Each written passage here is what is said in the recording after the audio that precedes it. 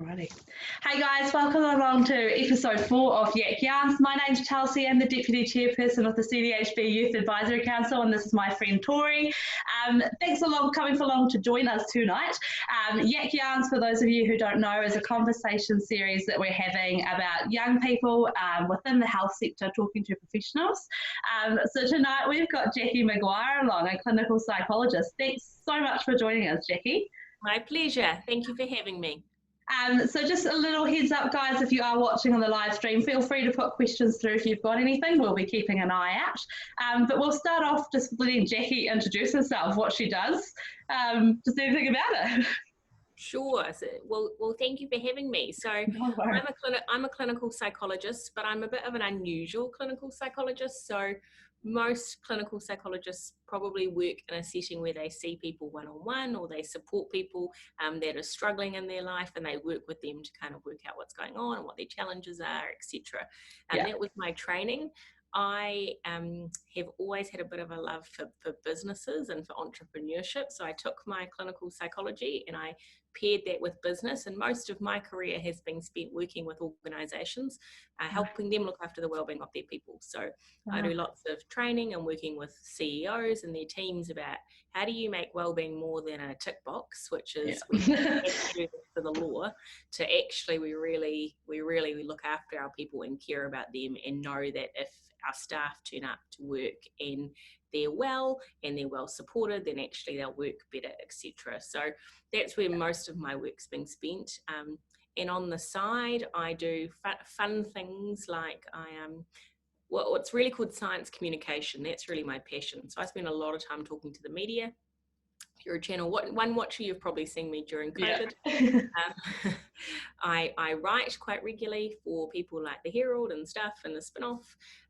And I've just launched a podcast which is bringing international psychologists really talking with me about cool things or amazing theories that are going on, but how do we make them relevant to New Zealand? So It's called Mind Brew. And for those of you that are in your early 20s, if the last episode that came out is called How to Be Miserable in Your 20s. It's a funny name. But it's with a psychologist that wrote a book called that, which is really like the reverse of well-being. So it tells you everything you should do if you want to be really miserable, which of course you therefore flip it to be well and happy. So me.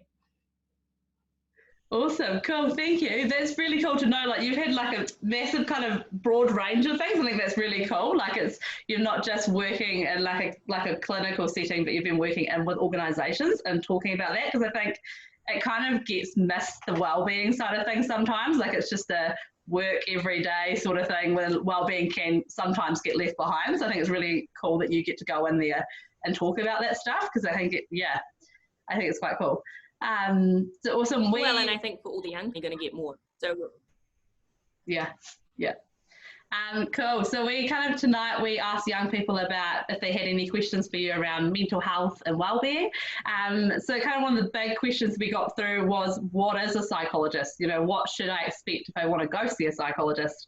Yeah, just a big general question. Yeah, so there are lots of different types of psychologists. So I'm a clinical psychologist, and clinical psychologists really are trained to formulate. And what that means is we're trained in a very scientific way to work with people to go, what's going on for you right now? What perhaps are your struggles, or where might you be a bit stuck in your life?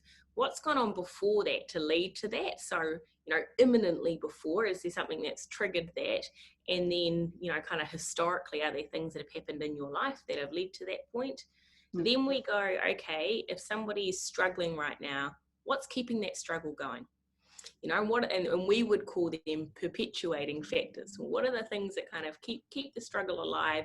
And for example, if someone has anxiety and they feel a bit anxious leaving the home, they might avoid going out and they might stay home, and that might make their anxiety go away in the imminent time. But that avoidance keeps the anxiety getting bigger and bigger. So it's kind of looking at what keeps the problem going. But we also look at what are people's strengths, because historically, a long time ago, psychology really focused on the crap stuff, like what's gone wrong, what's happened in your childhood. Let's just get you to average, and, you know, that's better than feeling like crap. And now it's going, actually, No, how do we look at people's strengths? What are the things that have been helping people? And how do we help people kind of flourish in life more than just be averagely okay? So that's what a clinical psychologist does. But of course, like me, you can use those settings and formulate in all different places, etc. You then have educational psychologists that work with people that perhaps are struggling in the schooling system. So someone might have dyslexia, etc., and they would work to kind of optimize people's school experiences. Learning experiences. You then have criminal psychologists, and they kind of specialize that, when you see psychologists on TV and they're working in crime series, and why did this offender do that? That's kind of what criminal psychologists study. So, and then there's counselling psychologists, which they do the talking therapy, but they might not have the same background as a clinical psychologist in terms of that scientific background. Awesome. So our next question for you, should I just move straight to this one? Yeah. So our next question is, do I need to go see a psychologist if I am struggling with my mental health? Well, I think that's everybody's question they need to ask themselves. Are psychologists useful? Yes, if you're ready to talk, and if you're ready to kind of perhaps be a bit challenged and look at things from a different perspective and learn some skills, because really psychology is more than just come in and have a chat. It's, if you are coming to see me, I want you to walk away with new skills and new knowledge about yourself and how you can kind of manage things that are going on for you. But it doesn't necessarily need to be a psychologist. So you might not be ready to talk to somebody that you don't know, or you might have somebody in your community that is a real mentor, that is very grounded, that you want to go and kind of confide in and have some conversations with. Or some good friends or family, etc. So no, it doesn't have to be a psychologist at all. There's lots of networks people can tap into, but if you're struggling, you need to do something. If you're struggling repeatedly and it's not changing, go and see your GP, go and see a school counsellor if they're there. Go and see someone that might be able to kind of help you go, what's going on and how can I shift and change this up a bit? Yeah, awesome. I think another question that kind of came through was, if you do think you're at that stage of wanting to go see a psychologist, how do you go about seeing one? Do you just rock up to a kind of, or call up a clinic that you know psychologists are working at, or do you have to go through your GP, or what's the routes for going to see a psychologist? There's lots of routes, and I will be really honest that sometimes it's a bit tricky because we're a bit overrun in this system. So there is always help somewhere, but you do have to know where to kind of go and get it. So it's a really good question. So some people listening to this will be at school. Yeah. So I would say if you're at school, you all should have a school guidance counsellor, and they are hopefully a helpful port of call. Yes, your GP is always really useful, and they might have a list of recommendations of people they know that are good, because you don't want to go see someone that's not good. Because you want to go see someone that you can build a relationship with. I think if I scratch my memory, something like 80% of success in therapy is to do with the rapport or the relationship you build with the therapist or the psychologist. So, you have to find someone that's good and who you click with. So, I'm just going to go off on a tangent now, but if you don't see someone and you think they are not for me, like this is not working, then don't go back and see them. Find someone else. That's okay. And people should, I was always really upfront. This is the first session is it's like a trial. And if you don't like me or it's not quite right, that's totally okay. So your GP, the school guidance counsellor, mum and dad, if you're talking to them, or if you're a young adult, Googling and finding people online. If you're wanting a clinical psychologist, there's a website called NZCCP, which is New Zealand College of Clin Psychs, and they've got a directory. And I'm pretty sure the Psych Society has a directory too. So there you can often put in where you live and what you're wanting someone for. But stalk the person you're going to go and see. Look at the website, see who they are, see if you feel like it's a good match, look at their language and how they've written. And that's kind of a good way. And was the second part, what should you expect when you turn up? Yeah. Well, it'll be someone like me. We're not scary. But I do really acknowledge that when you go and see someone for the first time, that can be quite frightening. People have no idea what to expect, and you might have chosen to go and see someone, or your parents might be making you go and see someone. So I totally get that that can be kind of scary or anxiety provoking. Really, a first session is somebody like me talking you through what the process is, the fact that when you have a conversation it's confidential, and confidentiality means everything that a client says to me in the room stays with me and me alone. I write secure notes, they get locked on my computer. The only person that would ever talk to or that I would talk to about them is with a supervisor, which is another psychologist, and they're bound by confidentiality.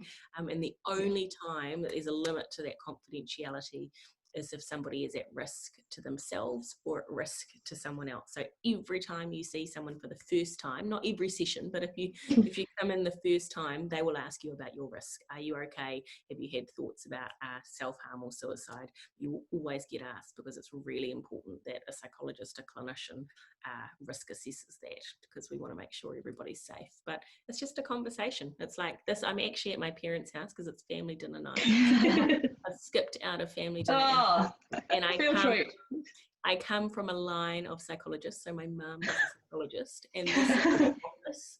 So you literally come in, look, there's the brain, and there's some chairs, you know, and you just come in and you have a chat, you know. Awesome. They're not scary. So obviously, knowing what you're going to be walking into is going to be really helpful for the initial visit. But have you got any other tips for someone who might be feeling anxious about coming and seeing a psychologist? Like, is there anything that they could be doing to prepare themselves for their initial appointment? Yeah. So I would sit down and write while you're going. What is it you want to talk about? And can you kind of write down a little history account for yourself in terms of what you want to raise? And you might not need it. You know, the psychologist might do a really good job at asking you lots of prompted questions, because I think that's what's scary for some people, is I think they're just going to come and sit in a chair and the psychologist is going to say nothing. And there's lots of different types of people out there. There's psychologists, there's counsellors, there's psychotherapists. Some psychotherapists or counsellors, perhaps that's their tact. I don't think with a psychologist you would get that. There would be lots of questions. So I think that sometimes eases people's anxiety. But absolutely writing down why you want to go. Bring someone with you if you're anxious and you've got someone that you love or trust, or whether that's a family member or a friend or the school guidance counsellor or whoever it is. Like, if you've got someone that you trust and you'd like someone to come with you to start with, then absolutely you can do that. You know, we would never say no, you can't come in. Often too, if you are a teen, you know, I used to work with teenagers and I always would want to see the parents too. I'd see the teen on their own, but I also would want to chat to the parents, because usually when it's young people, there's stuff going on at home. There's family systems that happen around a young person. Not always, but if it's not at home, it's normally at school. Like, normally something's going on in that young person's life. So it's kind of important you get all that information. So write it down, go with someone else, practice your belly breathing if you're really anxious and you want to breathe deep from your belly so that you can kind of feel calm when you go in. Awesome. I guess the other question that kind of came through was someone was talking about their friend and how they think that their friend could really benefit from seeing a psychologist, and, you know, but it's really, they're finding it really hard to not push someone. You can't force someone to go see a psychologist. So do you have any recommendations about what you can do if you know that your friend needs to see someone, but you don't want to force them into going to see one? You can't force anyone, huh? People have to be ready for themselves. Yeah. What you can do is ask how that person is very genuinely, you know, and people always will pick up how authentic your tone is and how genuine you are in asking if they're okay. So, you know, the "are you okay? I'm worried about you. This is what I've noticed," you know, that's concerning. You know, having that conversation is really helpful, and you can have that conversation more than once. So even if someone says, "I'm fine, leave me alone," you know, if in a few days' time or a week's time or whatever, you still notice that they're not okay, re-ask them. You know, you can then have a conversation with them about, have you ever thought about going to see someone?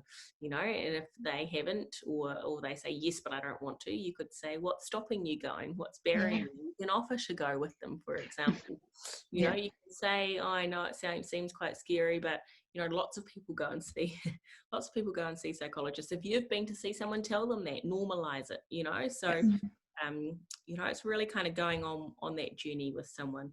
that's very different if you're worried that a friend is at risk. So if you're worried that a friend is self-harming or suicidal, then that isn't a sit and wait. So, you know, if you're really worried about someone, you need to ask them directly if they're at risk. Have they thought of hurting themselves? Have they thought about taking their own life? People are pretty honest when you ask them that question. And if they say yes, you need to tell an adult if you're young. So if you're a young person at school, you need to tell a parent or a teacher or a guidance counsellor or someone. You need support.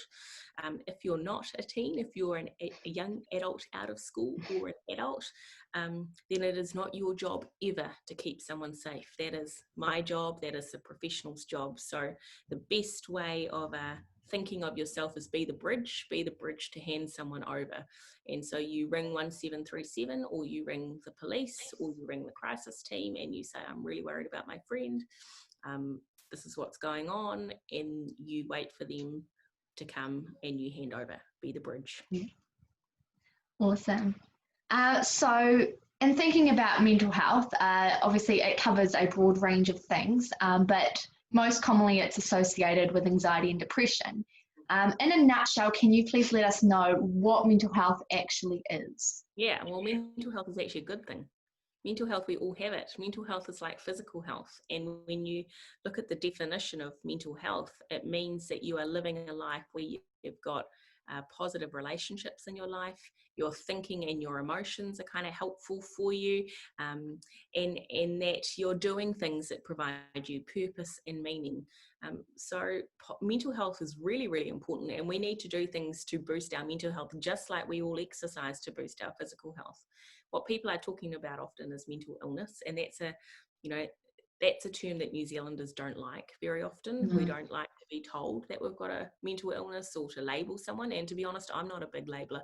When I worked with people one-on-one, I didn't do a lot of labeling. I don't find it particularly helpful most of the time. There are instances where it is very helpful, but for most of the population, actually what's most important is to be able to recognize when things are going wonky for you, whether that's your behavior or your thinking or your emotions, etc., to be able to pick that up and then know how to get support.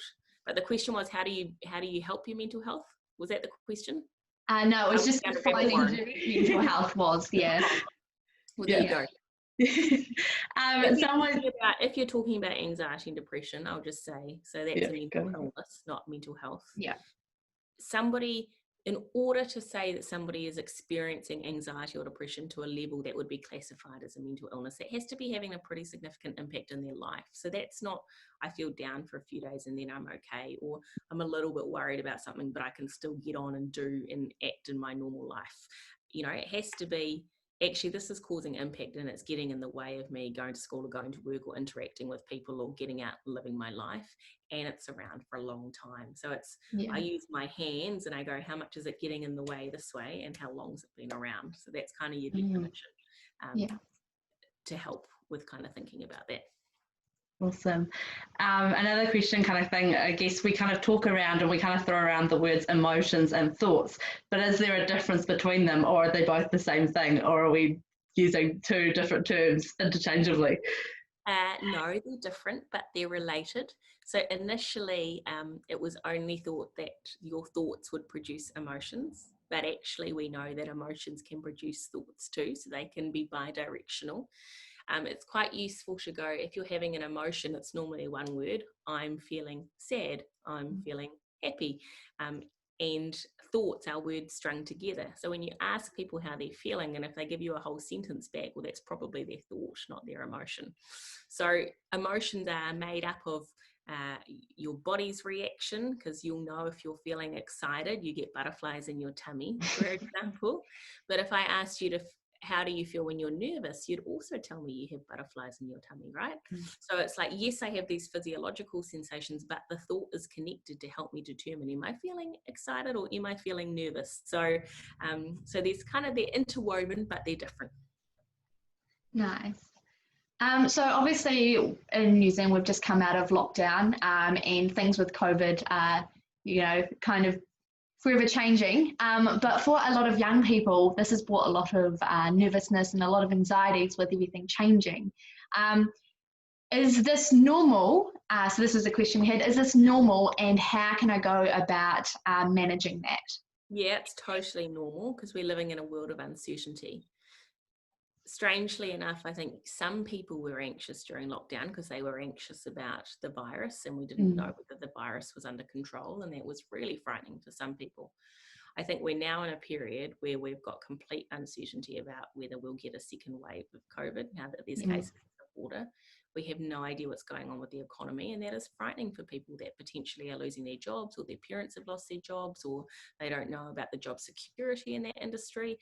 We've got families that are separated across the world. We don't know when we are allowed to get on a plane next, etc. So we're like living in this complete world where we don't have a blueprint, and your brain interprets ambiguity or uncertainty or not knowing what's coming up exactly the same way as it would interpret a tiger chasing you. It turns on your fight or flight system.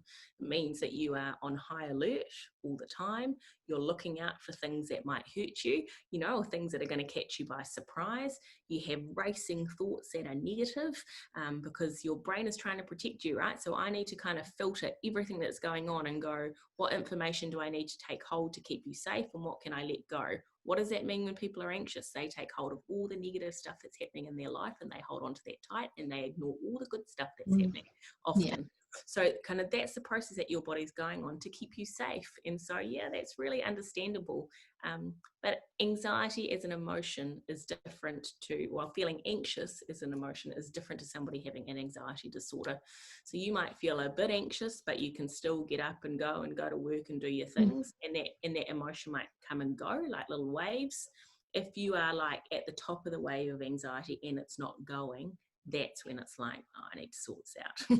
You know, I need to get some support. Or this is really unhelpful. This is getting in the way. So useful to go, does the emotion come and go? Cool, it's an emotion. We all have emotions. We all have anxiety. Or am I sitting at the top of the peak? Awesome. I think you kind of talked about it before, and I think we'll just reiterate it again, talking about anxiety, and someone had asked, how do you know if you have anxiety? And I guess you were talking about the, you know, how long has it been going and things like that. But just to reiterate, how would someone know if they have anxiety? They might notice things in their body. They might feel like they get racing hearts sometimes, or get really hot or really sweaty, or you might feel like your vision goes funny. So or you might feel sick quite often, feel like you can't eat. So there's a physiological component to anxiety. There's that thinking side, which is your thoughts get fast and they get negative, which might be I catastrophize. So I always see the worst in every situation. Or I get really rigid or black and white in my thinking, you know, like I can't see the grey. And if I'm worried about something, it must be what's happening and there's kind of no other explanation. I might personalize things. So something goes on and I think I've done something. Why is that person upset? It's because of me. Or, you know, so I start to read personal meaning into everything. So there's kind of patterns of thoughts that you see in anxiety. There's then the feeling, you know, like I'm feeling anxious, I'm worried, and you track your thoughts. I'm worried about COVID, I'm worried about my friend, I'm worried about going back to school, I'm worried about whether I'm going to lose my job, you know, and how much does someone ruminate on that? Because that's one of those perpetuating factors. The rumination keeps anxiety alive. And then there's the behavioural side. So, you know, for example, people avoid what they're anxious about. Or they seek reassurance. They ask people lots and lots and lots about whether things are going to be okay. Or you might see someone that looks at 3 million things on the news and social media to try and calm them, but it's actually making them way more anxious. So it's kind of breaking that down. What's my thinking doing at the moment? How am I feeling? What's my body doing? And what is my behaviours? And, you know, the three of us could sit in a room and all have anxiety and all look different. And all have different symptoms. So there's not a one size fits all. It's knowing yourself, knowing how much you've changed. And if you don't know, ask someone else for feedback. Do I see myself right now? Or am I seeming different? Ask someone that's gentle with their feedback, because it's what would you say would be the difference between depression and a low mood? Yep. So again, I can have a funky mood that comes and goes, perhaps, you know, or I can feel, the word we use in psychology is apathetic, which is I don't give a shit. I don't really care about much, you know, like I used to get excited about things, or I used to really enjoy things, and now I just feel meh. Feeling meh or apathetic is kind of that low mood level compared to feeling depressed, where you might feel really sad or really guilty or really hopeless. And sometimes people kind of feel low for so long they start feeling nothing with depression. So it's kind of like levels. The low mood is either an emotion that comes and goes, or it's kind of more shallow, and the depression is deeper. And depression has physiological signs that go with it. So people that experience depression might lose or gain appetite. They might find it hard to sleep, or they might sleep lots. So there's some kind of physiological things that go on with depression as well. Awesome, thank you. Another question that kind of came through was, I guess someone was talking about burnout. So we hear the term burnout, but what are the signs of burnout, or what are the signs that we are doing too much? Because sometimes we may not even recognise it. And so, how do we know that when we're doing too much? I was really surprised that came through from a young person. Burnout's normally something I hear from people at work, that are well into their career. So is that something that people your age, because I'm so old with my grey hair, are having conversations about? Yeah, it is a conversation coming up. Yeah. Oh, wow, that's so interesting. So burnout is like when there's nothing left in the tank, and that could be that you're working so much, you're not taking recovery, and you're not looking after your well-being. So you're not seeing your friends, you're not doing things you enjoy, you're not exercising, you're not sleeping well, and that work is all consuming, or your worry about something is all consuming, for example, school or exams or whatever, that you just work. And with burnout, your thinking then starts to go wonky. You can't hold perspective very well. It's often got a component where it links to low mood, for example, because you're not getting any of the other joyous good stuff in your life. You get really run down. If you stop, you often get sick. So it's like when people go on holiday and they get sick because they've worked so much. Proper burnout, like when people are physiologically burnt out, is awful, and it takes a very long time to come back from, and I think people all around the world, but definitely in New Zealand, get stuck in this trap of, I'll just keep going, I just need to put in more effort, or as long as I do that, then I'll stop, but then something else comes up and you just keep going. we live in a world where we don't really get breaks anymore, Even if you catch the bus home, you then have a phone in front of you. You don't sit and rest and recover. And so it's really important you get recovery for your brain, recovery from your body every day. And if you're not getting that, then you kind of burn the candle at both ends, and that's what burnout is. So that's why it's really important. And I think it's a great thing to start when you're young, to go, how do I actually look after my mental health and well-being, so that I can actually be on top of my game, because I'm going to be a far better performer, a far better friend, a far better partner if I am energized and well than if I am exhausted, emotionally exhausted, and I'm cynical and I'm grumpy and I'm, that's not great. Yeah. So this week I had spoken to one of my classes at school, and one of the things that had come up with them was a lot of people seem to be struggling with their sleep at the moment. Have you got any tips for young people who are struggling with sleep at the moment? What's some things that they could be doing to try and make that a bit easier? Yep, get ready for the eye roll of get off your phone for a few hours before you go to bed. The reason for that, and I don't know if they teach this at school or if all young people know that, is that when you look at your phone or when you look at screens, there's blue light. That blue light tells your brain it's daytime. And so if you're doing that right up to the time that you try and go to sleep, and then you hit the sack and you're like, yeah, it's nighttime, your brain's like, no, it's not. We're looking at a blue sky, it's daytime. So get off your screens and do something that's like calming before you go to bed. So when we were all little, my little girl upstairs, you have sleep routines, right? My girl knows it's time to bed because she has a bottle, she gets her sleep sack on, she gets read a story, and it's the same every night. And actually grown-ups are the same. That's called sleep hygiene. So what is your routine, and do the same thing every night, if you can. If you're awake for more than 20 minutes, get out of bed. go and do something that's like washing the dishes or reading your book, or actually get up and get out of bed and then come back to bed and try, is really helpful. Make sure the temperature of your room, like if I'm too hot, I don't sleep. Make sure you've got really good dark curtains. So all that kind of stuff makes a difference for your sleep. You know, not exercising within kind of 2 hours of going to bed, because if you exercise too much just before you go to bed, again, you're like adrenaline up. So you know, all those things that are kind of calming at the end of the day. If you're staying awake, because not sleeping can be, I find it hard to get to sleep. It can be I get to sleep and I wake up at 3 o'clock and then I can't get back to sleep. There's kind of different things that people struggle with sleep. But if worry is something that's keeping you awake, have a pen and paper by your bed and actually write it down. And that's really helpful, because your brain goes, you're not going to forget that. It's physically there. It's called a brain extender.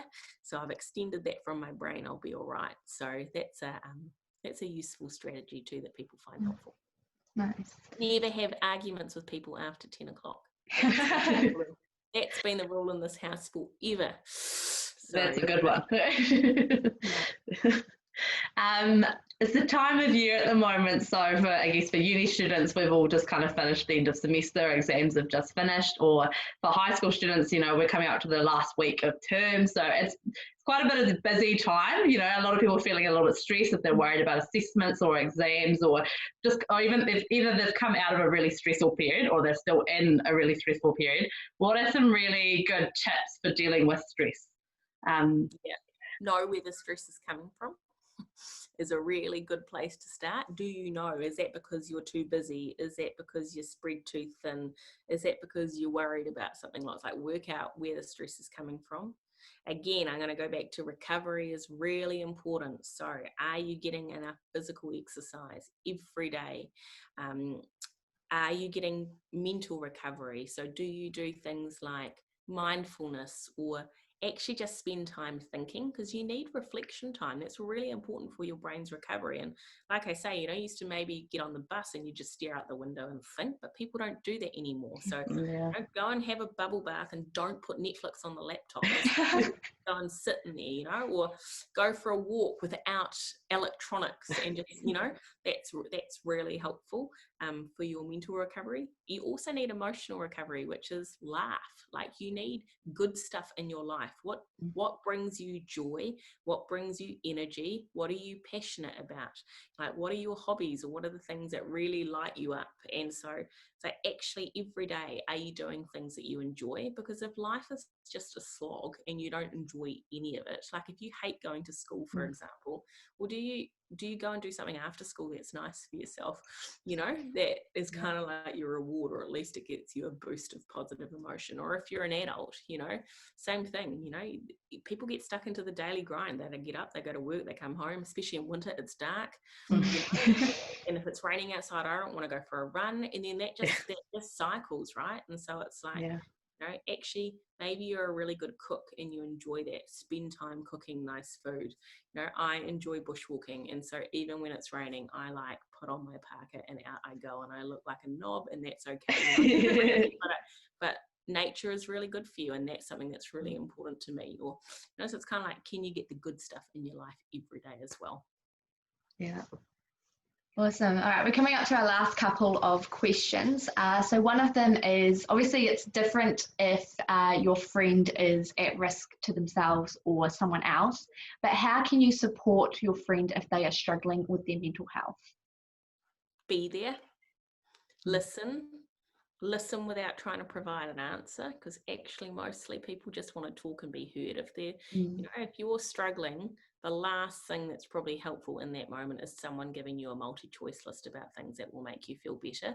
The reason is, if you're in a low mood or you're struggling, it's actually like your brain finds it quite hard to compute information and to hold concentration when you're struggling. So someone's telling you stuff to do, they're probably not even taking it in, you know. And actually, I imagine you yourselves, me maybe, if I'm in a not great space and someone tells me to do something, I go, yeah, I've tried that, but yeah, I've tried that.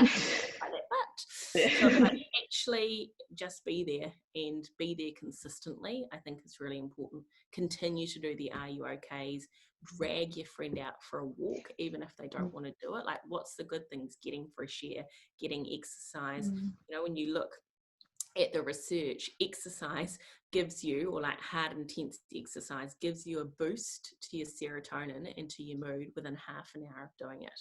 If you go on medication for depression, for example, it's not going to work within 30 minutes, you know. And so I'm not saying that's the only answer, but it definitely helps. So it's like, you know, drag them out to go for a walk with you, or say, do you want to come and see a film, or, you know, like try and do some nice things with them. And yes, it's important to do the are you okays, but you don't need to talk about how crap things are all the time either. You know, like distraction is actually really useful. So, you know, remember the person that you were friends with before they were struggling, and what did they enjoy, and you know, in a very kind way, maybe kind of do some liaising to get them engaging in some of that again. Awesome. And I think one of the kind of last questions that came through was, we hear the big term of self-care, or we hear the big term about mindfulness, and we hear all these kind of things that can get thrown around, especially, just people hear the terms like self-care and things. Is it a hipster term, or is it something that we should actually all be doing? Well, is your mental health important? Is your physical health important? My answer to that would be yes. People need to make that decision up for themselves. But I think if you ask someone, would you like to live a life that's satisfying, that has good relationships in it, that you enjoy, or would you like to live a life that's miserable? Ask people to answer that question. And we know now more than ever, in this busy, changing, crazy world we live in, that we have to look after ourselves. And to be honest, no one else probably is going to do that for you. And the older you get, the more you realize that. You know, if you're young, you probably have mum on your back trying to help you out and remind you to do stuff that's good. But the older you get, you've got to do it for yourself. So, yep, if you want to think clearly, if you want to reach your potential, if you want to be happy and satisfied in life, if you want to enjoy things around you, if you want to be in the world, you need to look after your mental health and well-being. So, not just a hipster term. It's super important. How we all do that though is different. That's important. Just because someone else looks after their mental health and well-being in one way, you know, like I'm not into yoga. I've tried it a million times. I don't enjoy it. You know, I get agitated that I can't hold the pose for long enough. I find that, you know, it's not relaxing for me. But going for a walk is, you know, so it's like trying to work out all the things that work for you, and that will take time. That's trial and error. Yeah, awesome. And I guess our final question we've been asking all of our speakers for the series is, what's one thing you would like young people to take away from this conversation tonight? To know that they're important, and to know that sometimes life can be tough. And you would say that, and I will say that. I've had tough times in my life. It's not always a breeze. What you see on social media isn't people's lives. That's just what they have chosen to project to the world. And just to be kind to yourself when things are hard, to really sit and think, what do I need to feel better in this moment? To wrap yourself just around with people that make you feel good, you know, like you have permission to avoid people that don't make you feel good in those times. And to hold hope, like, you know, things are always brighter with time, with change, you know, that can happen. So, you know, if you can set in really good wellbeing habits young in your life and keep them going, then you are well ahead of the game, you know, because that's what we call being resilient, that if shit happens, if things are challenging, you actually have got the reserves and the skills to manage that. That's when you become adaptive and thrive in life.